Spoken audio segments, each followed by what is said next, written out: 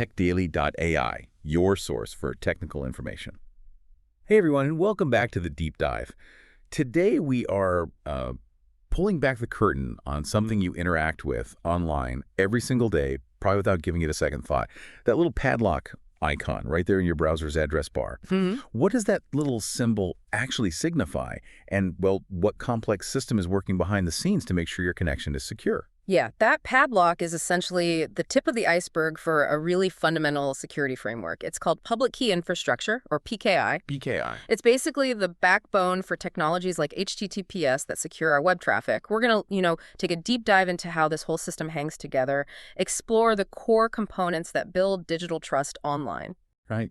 So our mission today is to unpack these foundational ideas of PKI, understand how tools like digital signatures and certificates make those secure connections possible. Look at the practical side, like setting up website security with HTTPS, and maybe identify some common security pitfalls this infrastructure helps protect against. And importantly, what it doesn't. Exactly. All right, let's unpack this then. PKI. It sounds technical, Yeah. but at its heart, it's the system that gives us essential security functions in the digital world, right? It is. Think of it as providing the plumbing for trust and security online at scale. Okay. So things like authentication, confirming someone's identity. That's largely done through digital certificates, which act like verified digital IDs. Right, digital IDs. Then there's confidentiality, keeping data secret. That relies on encryption. Makes sense. Ensuring the integrity of data, making sure it hasn't been messed with in transit. That's done through processes involving message hashing. And non-repudiation, that's a big one. The inability for someone to deny sending a message they signed, that's guaranteed by digital signatures. And access control fits in there too. Yes, access control also uses these concepts, making sure only authorized people can get to the data. Okay, so you mentioned digital signatures are key for integrity and non-repudiation. How does that process work, like with the keys? Right, so a digital signature uses what's called asymmetric cryptography. You, the sender, use your unique private signing key. My private key, got it. To encrypt a small piece of data derived from your message. It's a kind of summary called a message digest, created by a hashing algorithm. That encrypted digest is the signature. Okay, so I sign the summary. Exactly. Then anyone who has your corresponding public verification key can decrypt that signature. With my public key. Right. And if it decrypts successfully, it confirms two things. One, it must have come from your private key, so it verifies your identity. Proves it's me. And two, that the message hasn't been altered. Because if even one character changed, the receiver's hash of the message would be different, and the signature check would fail. Ah, okay. So it's like sealing a document with a unique wax seal that only I have, and anyone can check the seal to see if it's mine and, it hasn't been broken. That's a good analogy. But this seems to hinge on people knowing and trusting that the public key they have actually belongs to you. Right. And that's where things can get tricky. I've heard of something called a man-in-the-middle attack. Exactly. That's the fundamental vulnerability that digital signatures alone can't solve. It's precisely what PKI, through certificates, is designed to counter. How does that attack work? Well, imagine Alice wants to send a secure message to Bob. An attacker, Charlie, intercepts their communication. Okay. When Alice asks Bob for his public key, Charlie sends her his public key, pretending it's Bob's. Oh, boy. And when Bob asks Alice for her public key, Charlie sends him his public key again, pretending it's Alice's. So they both think they're talking to each other, but they're talking to Charlie. Pretty much. Now, Alice encrypts her message using what she thinks is Bob's public key, but it's actually Charlie's. Right.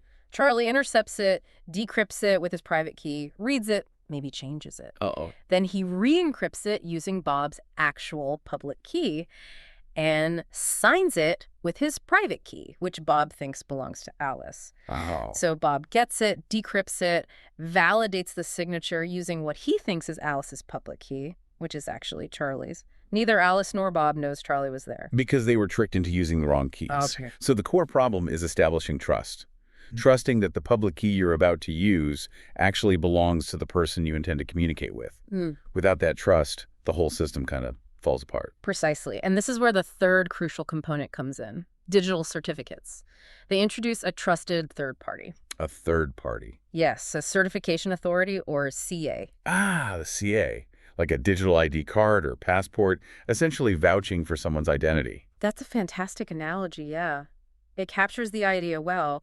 A digital certificate is basically a statement issued and signed by a CA, guaranteeing that a specific public key genuinely belongs to a specific entity, could be a person, a server, an organization. And it contains the public key itself. Yes, along with information about the owner, where to check if the certificate has been revoked, and other important details. And the CA signs the certificate itself to prove it's legit. Correct. With the CA's own digital signature. This is critical because you trust the CA. Right. I trust established CAs. And the CA has signed this certificate. Bundling this public key with this identity, you can now trust that this public key belongs to this identity. So if someone tampers with the certificate. And the CA's signature on it would no longer be valid when your software checks it. The certificate would be rejected. Invalid. Not trusted. Okay, so when my browser gets a certificate, what kind of information is actually on that digital ID card? Well, key fields include things like a version number, a unique serial number for that specific certificate. Like a tracking number. Kind of, yeah. Also, the signature algorithm the CA used, the names and unique identifiers of both the entity the certificate is issued to, that's the subject, and the CA who issued it, the issuer. Issuer and subject. Got it. Then the subject's public key information itself, which is the main payload, really. And, of course, the CA's digital signature over the whole thing, confirming its authenticity. And all these pieces are what my browser checks to validate trust. Yes, exactly. Okay, but what happens if, say, a private key gets compromised after a certificate is issued, or if the company using it goes bust? How does the system invalidate that digital ID? It's still out there. Good question. This is handled through certificate revocation lists, or CRLs. CRLs, okay. A CRL is essentially a list, published and signed by the CA, containing the serial numbers of certificates that have been revoked and shouldn't be trusted anymore. So it's like a blacklist. Pretty much. Applications, like your browser, are designed to check this list before relying on a certificate. CAs update and publish these lists periodically, or sometimes immediately in urgent cases, like a key compromise. And for really large systems with tons of certificates, checking one giant list sounds slow. Are there ways to manage that? Absolutely. Certificates can contain a specific field called a CRL distribution point. A distribution point? Yeah, it tells the application exactly where to find the relevant, smaller portion of the overall CRL. It improves lookup performance, especially in big environments. Makes sense. So where are all these certificates and CRLs stored so applications can actually find and access them? They're typically stored in a directory. The directory acts as a central repository, specifically for public certificates and related public info, like CRLs. Public info only. Right. It's designed for efficient lookup and distribution, often using standards like LDAP. It's important to remember the information in the directory is public keys, public identity info, but its integrity is guaranteed by the CA's signatures on the certificates and CRLs stored within it. And since it's so central to the whole PKI system, its availability must be pretty crucial, right? Critically important, yes. The directory component needs high availability and fault tolerance, often achieved through things like replication. Because if the directory is down, certificate validation can fail, and that can disrupt secure communications entirely. We've talked a lot about the CA being a trusted third party. Are there different ways this trust is established in PKI? Or is it always a CA? Well, broadly speaking, there are two trust models. The one we've been focusing on is the third-party trust model. That's where everyone relies on a central CA to vouch for identities. Which is essential for the internet. Exactly. For environments like the public internet, where you need to communicate securely with entities you've never met before, the alternative is direct trust. Direct trust. Yeah, where two parties explicitly trust each other based on some prior relationship, or maybe exchanging keys directly, like face-to-face. This doesn't scale well for the internet, but it's used in specific scenarios. PKI primarily uses that third-party model to enable trust on a massive scale. Okay. And you mentioned earlier that PKI often involves more than just that one pair of signing and verification keys we discussed initially. That's correct, yes. While the signing pair is vital for authentication and non-repudiation. Proving who sent it and that it wasn't changed? Right. PKI implementations typically involve two pairs of asymmetric keys plus a temporary symmetric key. Two pairs, okay. You have the signing key pair, private signing key kept super secure, public verification key published in the directory. But for encryption, you also usually have an encryption key pair. An encryption pair, too. Yes. A public encryption key, also published, and a private decryption key that's sent securely to the recipient and kept safe, maybe on their machine or a secure token. Okay, so two pairs. signing verification, and encryption decryption. And then you mentioned a temporary symmetric key, a third type. Right, the session key. This is where a sort of hybrid approach comes in. Hybrid. Why? Because asymmetric encryption using those public-private key pairs is actually quite slow computationally, especially for large amounts of data. Okay, yeah, that makes sense. Symmetric encryption, where both sides use the same single shared secret key, is much, much faster. Right. So PKI cleverly uses the slow, secure asymmetric encryption only to securely exchange that one-time symmetric session key. Ah, so you use the strong but slow method just to agree on the fast key. Exactly. Once both parties have the session key, they switch to using the much faster symmetric encryption for the bulk of their actual data transfer during that session. So let me walk through that for confidentiality. I'd encrypt the session key using the recipient's public encryption key. Correct. They would then decrypt that session key using their corresponding private decryption key. Yes. And then from that point on, we both use that single shared session key to encrypt and decrypt the actual message content back and forth using the faster symmetric method. You got it. That's really smart. It's an elegant solution. Combines the security of asymmetric key exchange for setting things up with the speed of symmetric encryption for the actual conversation. Okay, this is where it gets really interesting for me, because all this complex PKI infrastructure, the keys, the certificates, the CAs, it's what makes something we use every single day possible. HTTPS on websites. Exactly. What exactly is HTTPS? Well, HTTPS stands for Hypertext Transfer Protocol Secure. At its core, it's just the standard web protocol, HTTP, but running over a secure encryption layer. The S for secure. Right. Most commonly, that layer is Transport Layer Security, or TLS. You might still hear the term SSL, that was the predecessor, and the certificates are still often called SSL certificates, sort of colloquially. So the S basically means the connection is encrypted and secure. Exactly. It means that the data flowing between your web browser and the website server is encrypted, protecting it from eavesdropping. How does that handshake work with PKI?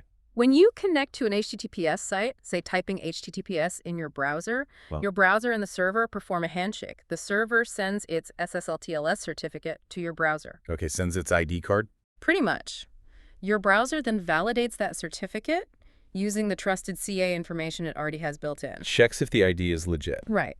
If it's valid, the browser extracts the server's public key from the certificate. Then your browser generates a unique random session key.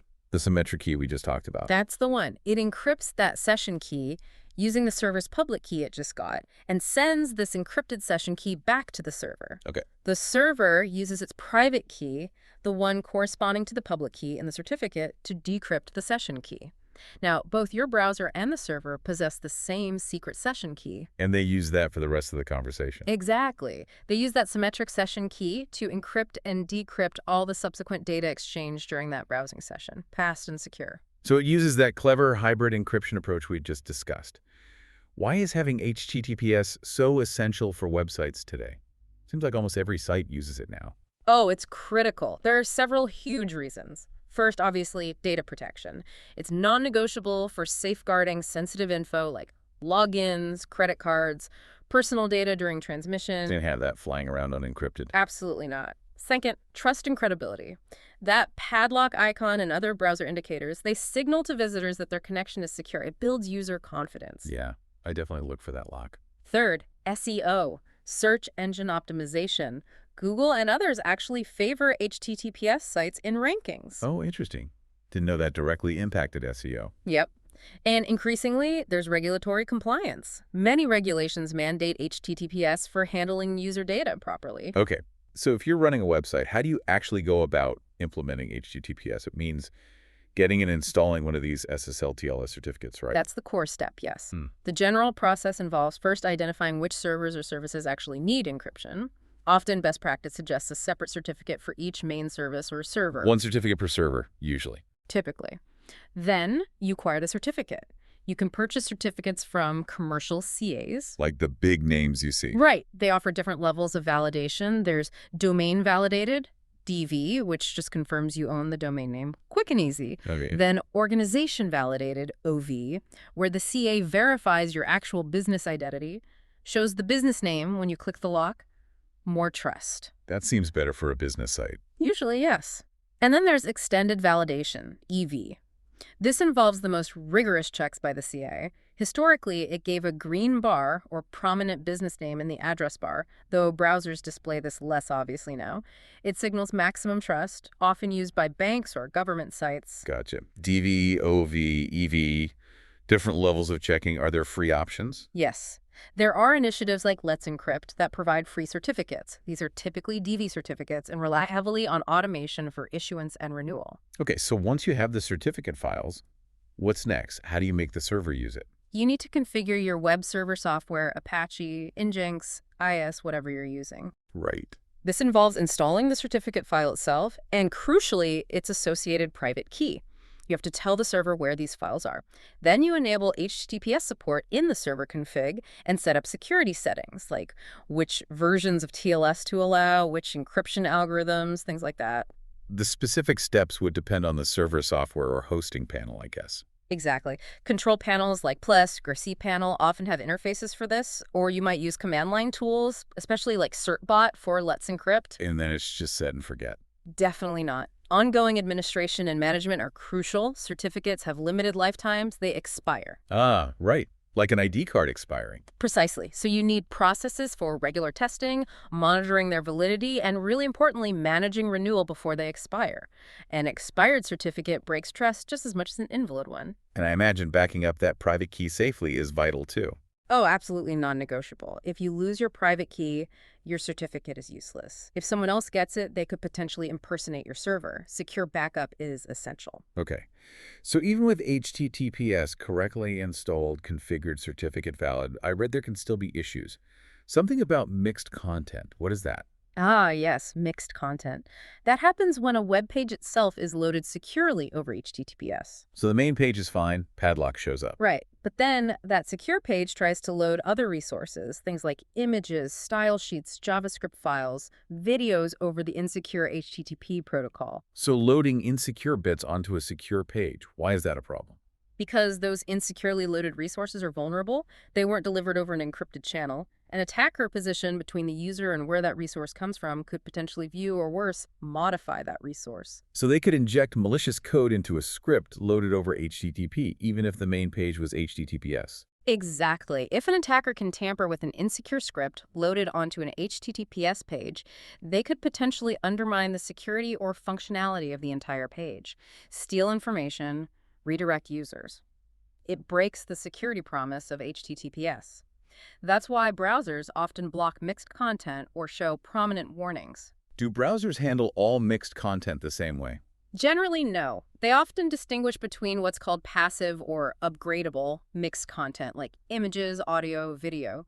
Sometimes the browser might try to automatically request these over HTTPS instead. Try to fix it on the fly. Kind of, but then there's active or blockable mixed content, things like scripts, style sheets, iframes. These are considered more dangerous because they can directly affect the page's behavior. Browsers are much more likely to block these outright if requested insecurely. So it's best just to fix it at the source. Absolutely. The fix is basically finding all those HTTP links in your website's code for images, scripts, everything, and changing them to HTTPS. Or, often better, using relative paths or protocol relative URLs that start with many. How do you find them all? Browser developer tools are great for this. They often log mixed content warnings in the console.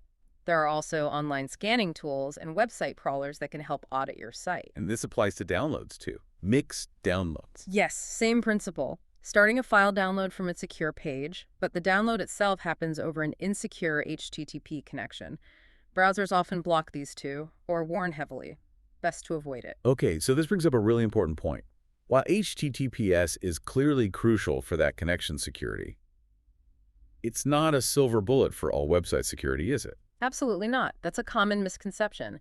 HTTPS is vital for securing data in transit. It protects the communication channel between the browser and the server. Protects against eavesdropping, that man-in-the-middle attack trying to steal data on the wire. Exactly. It's highly effective against network-level eavesdropping and tampering with the connection itself. However, it does nothing to protect against vulnerabilities within the website's application code or its database or the server configuration itself. So all those other types of attacks we hear about, like cross-site scripting, XSS, injecting bad scripts, HTTPS doesn't stop XSS. That's an application vulnerability. SQL injection, attacking the database. Nope, HTTPS doesn't touch database security. What about broken authentication? Like Password guessing, credential stuffing. HTTPS protects the password in transit, but doesn't stop someone from trying bad passwords or using stolen ones. Drive-by downloads. Getting malware just by visiting. Again, that's usually exploiting browser or plugin flaws or malicious ads. HTTPS doesn't prevent the malware payload itself. Fuzzing. Using components with known flaws. DDoS attacks. Directory traversal. None of those are directly prevented by HTTPS. They exploit different weaknesses. Bugs in the code, outdated software, overwhelming the server, misconfigurations allowing access to files. So protecting against those requires a whole different set of security measures. Yes. Secure coding practices, rigorous input sanitization, strong password policies, using multi-factor authentication, MFA, keeping all your software and server components patched and up to date, using tools like web application firewalls, WAFs, to filter malicious requests, careful server hardening and configuration. HTTPS is just one layer, albeit a foundational one for communication security. Okay, that's a really important distinction. HTTPS secures the pipe, but not necessarily what's at either end of the pipe or the application logic itself. Output. Now, thinking about managing those certificates and keeping them updated, you mentioned they expire. Is there anything changing in that area? Yes, actually. There's a major change impacting certificate lifetimes that was decided by the SCI Browser Forum, the industry body, back in April 2025. Okay, what's changing? The maximum validity period for publicly trusted SSL/TLS certificates, which is currently 398 days, just over a year, Right. is going to be progressively reduced. Quite significantly. Reduced how much? The plan is to get down to just 47 days maximum validity. 47 days. Down from over a year. Yes. By March 15th, 2029, that's the target maximum. It's a stepped reduction process over the next few years. Wow, that's a massive change. Why such a drastic reduction? From over a year to, like, 6 weeks? The primary driver is security, plain and simple. How does a shorter lifetime improve security? By drastically shortening the validity period, you significantly reduce the window of opportunity for a compromised certificate or, more importantly, a compromised private key to be misused. If a key gets stolen, it's only useful for a much shorter time before the associated certificate expires naturally. Ah, I see. Limits the damage window. Exactly. Certificates effectively get revalidated and replaced far more frequently. It forces faster rotation. It sounds like it's going to be a lot more administrative work for website owners and IT teams. Renewing certificates every month and a half. Manually. It absolutely will be. And that's precisely why this change is pushing the industry hard towards greater automation in certificate management. Automation becomes essential, not just nice to have. Pretty much. Relying on manual processes to renew certificates every 47 days will be practically impossible for many organizations, especially larger ones. Protocols like ACME, ACME. the Automatic Certificate Management Environment. It's the protocol used by Let's Encrypt and increasingly supported by commercial CAs.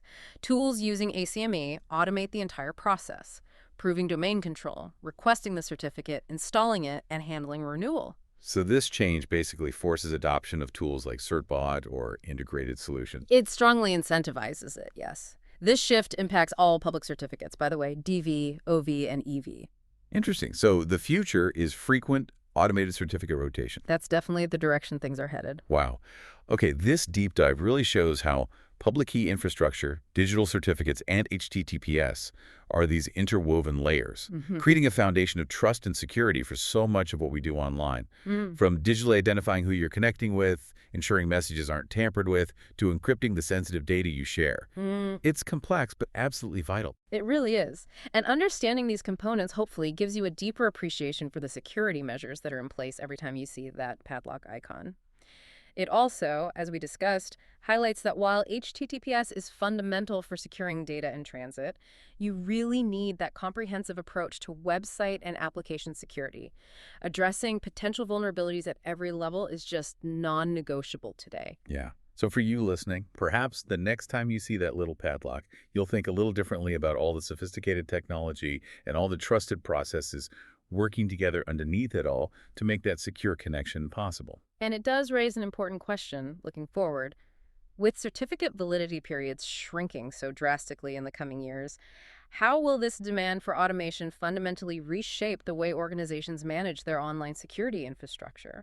What new challenges or maybe new solutions might emerge from that constant churn?